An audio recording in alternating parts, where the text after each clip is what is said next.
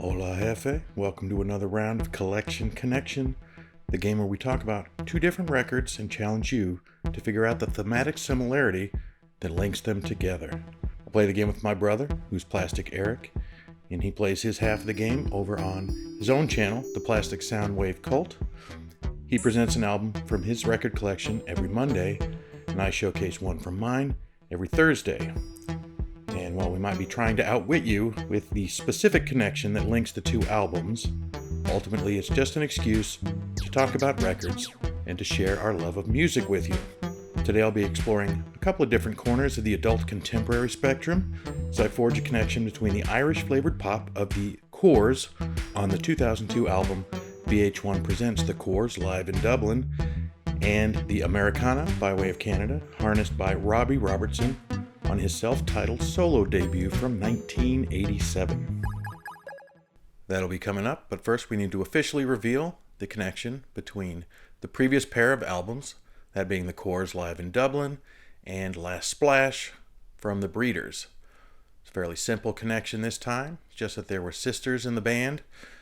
We've used brothers in the band before, but it seemed a little more unique to have sisters in the band, a pair of sisters, as of Last Splash for the Breeders, and three sisters and a brother on the Corrs album. The Corrs being a family band, of course. But that connection was guessed by our stalwart guesser, Murdoch, over on Murdoch's Music Minute. And in his latest video, he is doing an in-depth review of Van Morrison's Moondance album. So go ahead and check that out over there on Murdoch's Music Minute. So congratulations to Murdoch. And with that, let's get on with the show.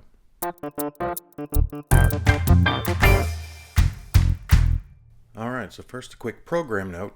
I'm thinking about bringing back band math, which is a gag that I used to put at the end of every single video, and quickly found out that people don't watch till the ends of videos. It was meant to be kind of a hook to keep you around to the end. A little esoteric piece of wordplay that amused me, even though it was hard to think of. And I'm thinking about putting that back in, and we'll see, I guess, when I edit, if I do. But keep an eye out for some band math. As far as Eric's pick, the VH1 presents The Corrs Live in Dublin. I'm aware of the Corrs, but not terribly familiar with them. When I looked at the track listing on the album, I felt like I probably recognized Breathless, but I couldn't think of how it went until I listened to it, and then I do remember that song. And even though they are Irish, the music feels like straight pop, maybe filtered through an Irish lens, some of the instrumentation, some of the vocal techniques, but apart from specific tracks that play some traditional Irish music, most of the songs, they were just kind of pop songs, and in that, perfectly listenable. An interesting thing I found out about the Corrs when I was looking up some information on them is that every one of them appeared in the 1991 film The Commitments, which for my money is the greatest movie ever made about making music. I love that movie, one of my favorite movies of all time. And Andrea Corr had the most prominent role. She was one of Jimmy Rabbit's sisters, so she would be around in the house when he was doing things in the house. All the other three appeared as either audience members or rival band members, not necessarily rival bands, but not the main band, not the Commitments. Just small little cameos, but all four of them appeared in the movie about 4 years before their first album came out in 1995. Forgiven, Not Forgotten, I think is the name of that one. And so this specific album is an interesting one in that it only ever was visited one time, never pressed to vinyl, was only pressed in the US, although it did chart in Ireland as an import, but was not released around the world. It was just VH1. You go to Discogs, there's 4 versions of it, cassette and CD only, never been revisited. They're a band that seems to have as many live albums as they have studio albums, sort of floating around out there. And yeah, I thought it was perfectly serviceable. It was a pleasant listen. Easy listening, doesn't have to be boring or adult contemporary, I guess, which I actually prefer, I think, as a easy listening morphed into adult contemporary. And adult contemporary feels less like maligning the music than easy listening did. Again, I'm probably not going to jump into the chorus, but there's nothing hard about listening to it. It was good. It did surprise me, maybe says something about me, that the brother was not on the drums. I would have assumed that the brother was the drummer, but he's not. One of the sisters is on drums. So that's cool. It seems like if a band has both men and women in it, family or not, that it's usually a male member of the band that ends up behind the drumming kit. I can't think of a whole lot of examples of bands that have both genders. There's plenty of all-girl bands, obviously, that have female drummers, but I can't think of a whole lot where there's men and women in the band and a woman is the drummer. Obviously, there's Karen Carpenter, who is a fantastic drummer, but I digress. It's not that I think women can't drum. I was just surprised. I guess that was my own little narrow vision. But yeah, it was all perfectly good. And for my connection, it was tempting to choose an MTV Unplugged album to just do a connection of an album presented by a music channel with the in the album title's name. But the only MTV Unplugged album I have is for 10,000 Maniacs. And as much as that material draws from some albums that I think are fantastic, Blind Man's Zoo and Our Time in Eden, and the one that we did in my tribe, I found that record really boring. And ironically, I guess from everything that I just said about the chorus, I didn't find it easy to listen to. I found it very boring and drab, and it kind of took me away from 10,000 Maniacs right at the time that Natalie Merchant was leaving. But I didn't choose that album, so I don't know why I'm talking about it. What I did go for instead was a very not me type of album, and that is Robbie Robertson's self-titled Robbie Robertson. It was his first solo album after 30 years of being a professional musician, kind of most notably in the band, both as a backing support for Bob Dylan and just on their own as the band. But I'll tell you a secret, I'm not that big of a Dylan fan. Don't tell anybody. But there's so much to sort of say about this album that it's one of those times I wish I scripted more, because I know I'm going to miss some points. Because I really do enjoy this record a lot, in spite of not really caring about Dylan or Robbie Robertson's history in music, kind of being ambivalent at best to the band. I don't dislike their music, but I haven't bought any, and it doesn't do a whole lot for me.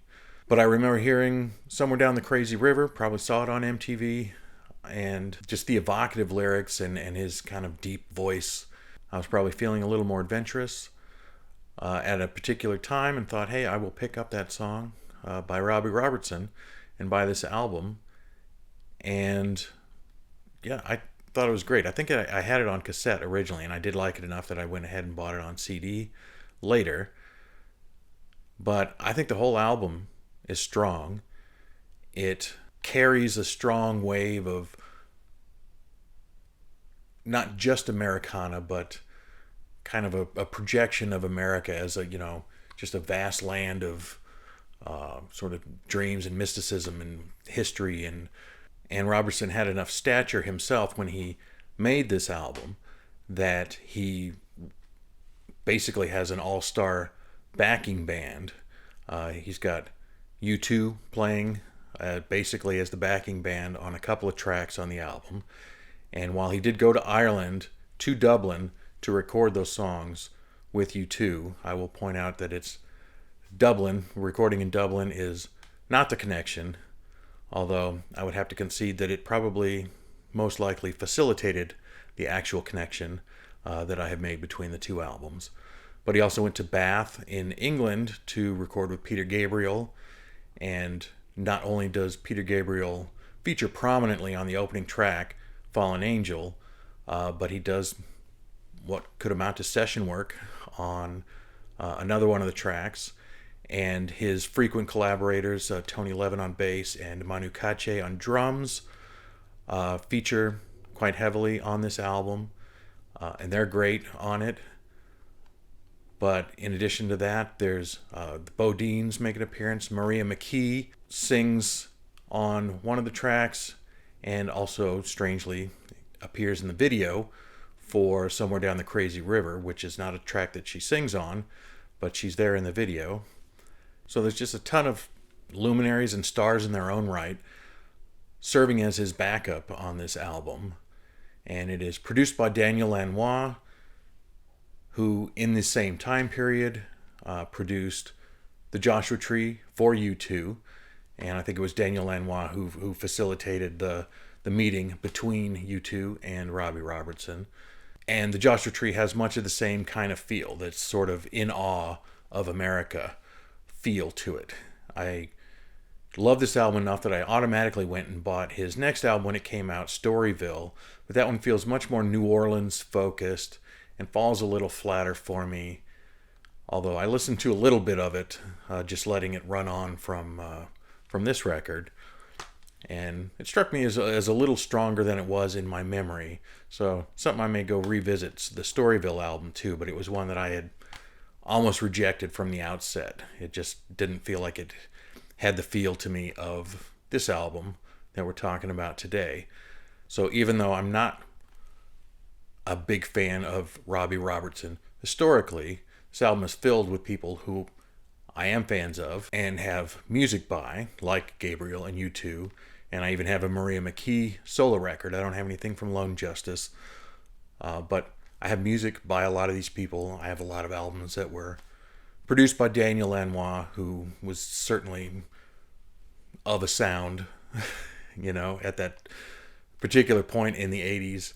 Weirdly, as I mentioned, the video for Somewhere Down the Crazy River with Maria McKee was directed by Martin Scorsese, and I should have been able to put this together because I knew Martin Scorsese directed The Last Waltz for the band back in the 70s, and I was also aware that Robbie Robertson was recently posthumously nominated for an Oscar for his score work on Killers of the Flower Moon, but I didn't necessarily realize how many times they had collaborated over the years on Scorsese films.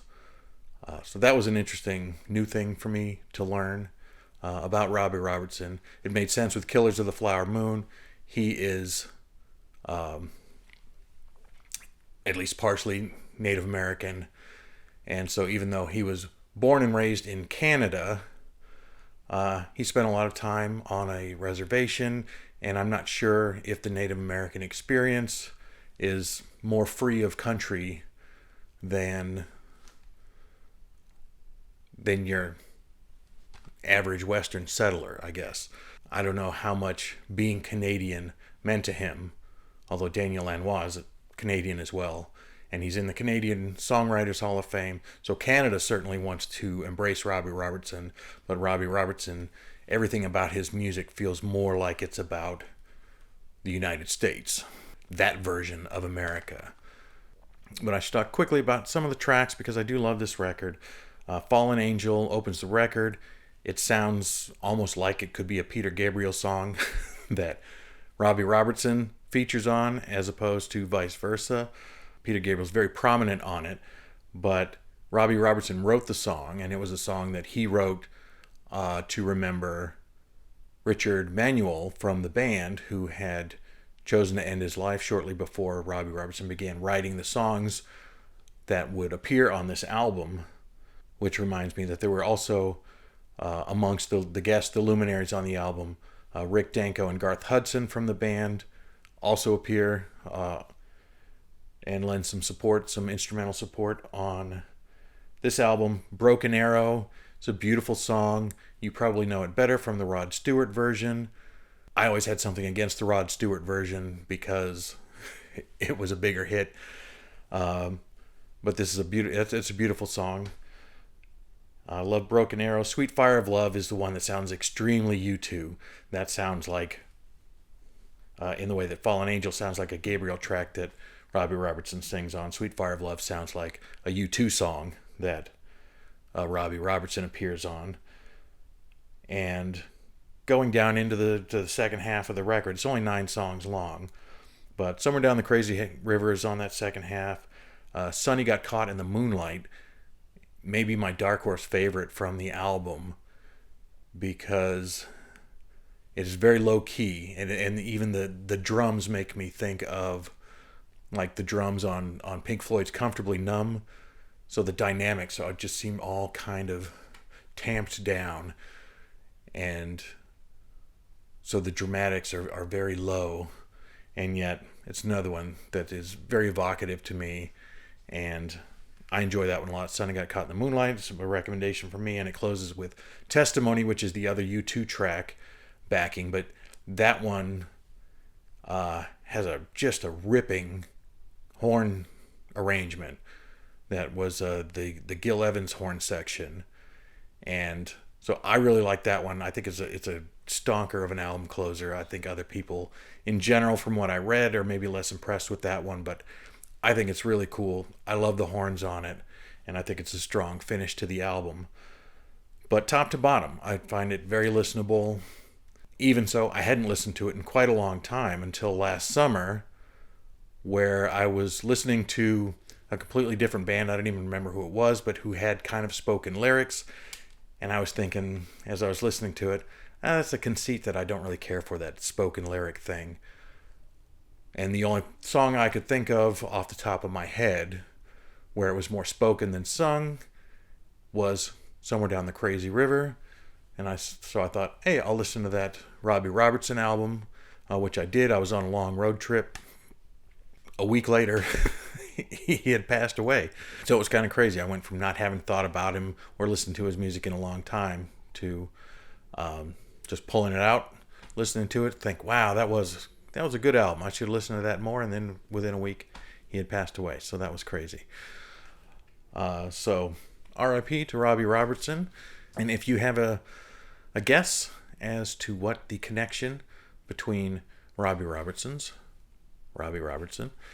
and the Corrs' live in Dublin album might be, then leave that down in the comments. We'll give you a shout out on the next video if somebody gets it right, unless you don't want us to. And I know coming up, I'm going to have to pre-record some of these for personal reasons. I know that I won't be available to do them on time, so I won't be able to shout out in the video right answers, but I think we're still good for next week. So give it a guess. If not, tell me what you think about Robbie Robertson, what I'm missing, and what you like about this album or don't like about this album. And with that, I'll throw it over to Eric, Robbie Robertson, and he will find a connection for that, and he will talk about an album from his collection that connects to it on Monday. So look forward to that. And that's all I got. So I thank you for watching. Bye-bye.